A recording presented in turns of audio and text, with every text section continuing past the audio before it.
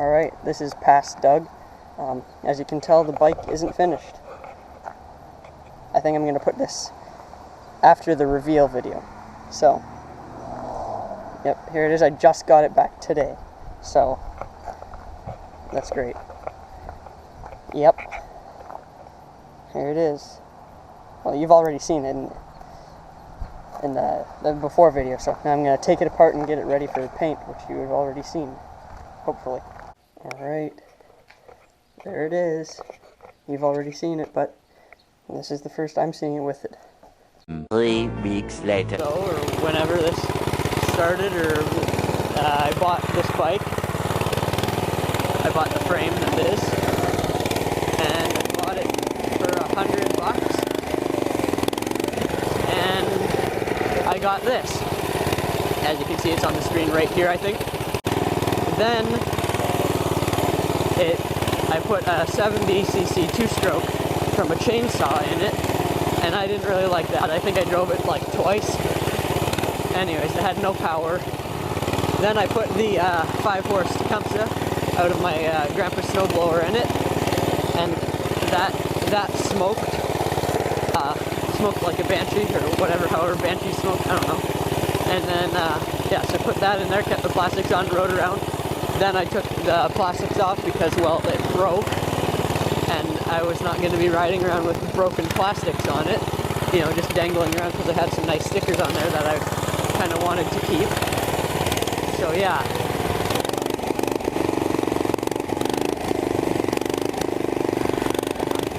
So then we get to this. My dad's friend, I think, I don't know, someone he knows, has I don't know what you call it, like a business or whatever, fixing small engines. He had 2 snowblowers. You've seen them, the gray one and the yellow one. This one had a 8-horse Tecumseh in it, the gray one. So I get that. And I go to try to put it in this, and the frame's too small. So I go, well, then I take it into my school. I have manufacturing classes in ceramics. He actually went to high school with my dad, so it's kind of like, I don't know what you call that. But yeah, then I cut the frame up. There's some pictures from doing that at the beginning, and then throughout that. So that's what these look like.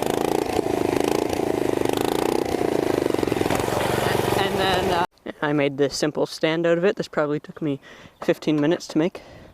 But yeah, it just goes in my rear peg there, either side I want. And then yeah, we're good.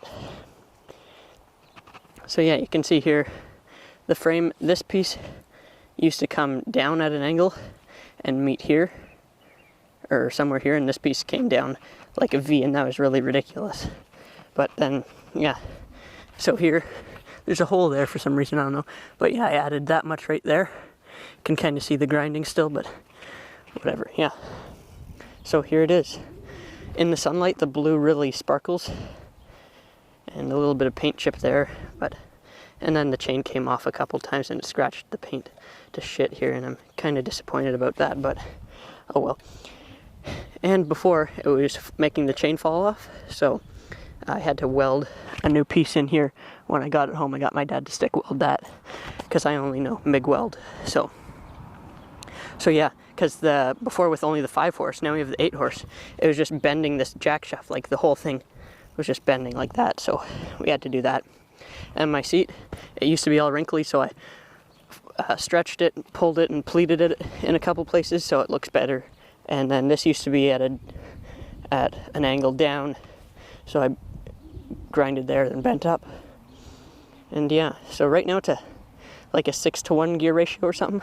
It's really crazy, like not very fast, but lots of torque for wheelies and the yard.